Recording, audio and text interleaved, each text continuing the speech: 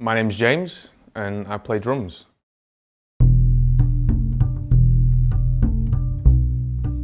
I started going to uni and 2 weeks in we all put together and bought a rock band. But rock band had a drum kit. I started playing that and I was like, I'm playing this all the time. Immediately I ran, bought a drum kit. I'd start playing along to music, to tunes that I liked. And then I started joining bands and that's how it kind of grew. It wasn't a decision like I'm gonna start playing the drums and get good at it. It was a thing I liked to do for half an hour, 20 minutes a day. I first joined one band. It wasn't really a band, it was just two guys who I jammed with in Stockport. Then I joined my mate's band from work, he needed a drummer.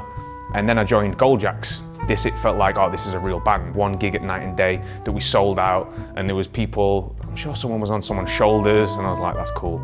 Eventually I decided at one point, you know what, I want to take this drumming thing further.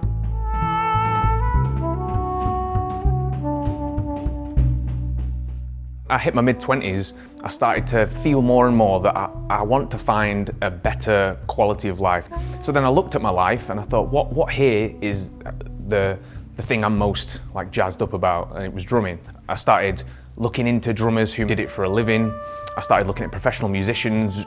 At the time I wasn't too bothered whether it would be touring or a session musician or even just playing local gigs, but I wanted to do it full time and really go all out in this. And I booked a studio monthly and I decided I'm going to go in there for 4 hours a day.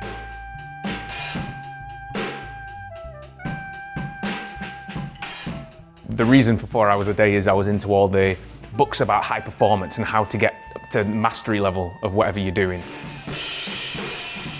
That's what it became a regiment. Gradually over the months following, something started not to feel as good anymore and I'd start almost falling asleep during practice. Just before heading over to the practice room, I'd kind of be thinking, like it felt like work again, really resenting it. And at that point I was like, something's not right here. A friend of mine at the time was like, you're living up here, you're so stuck in your mind with the drumming, just feel it.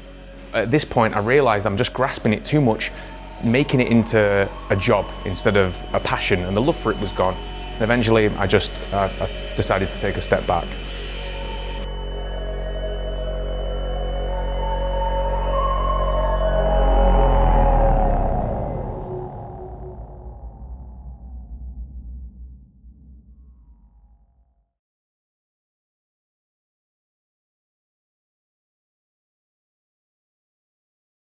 I'd started to gradually get into spirituality, and it came from this book by Eckhart Tolle called A New Earth.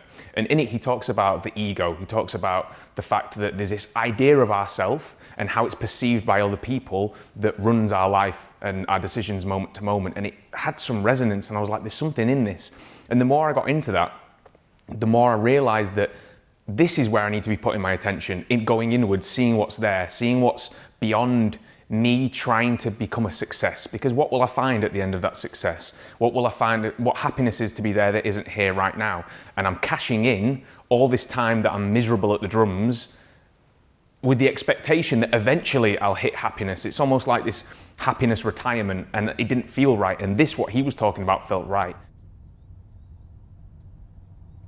I got more and more into this and started meditating, and all it's doing is drawing your attention away from the world and going inwards.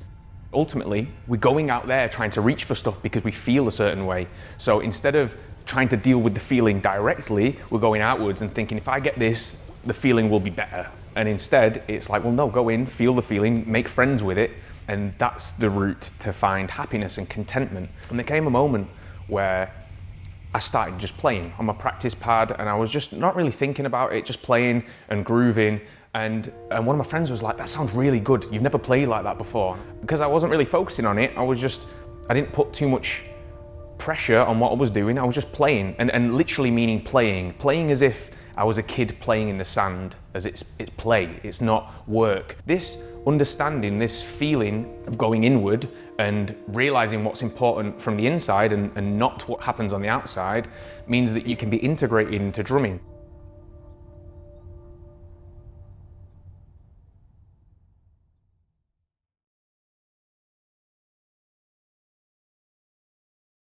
What was a big problem is there was always an intention. I always wanted an objective. And what this did is there's no objective, you're just playing right now. And if you're not thinking about that, you can relate to the music in a totally different way. You're really there for it.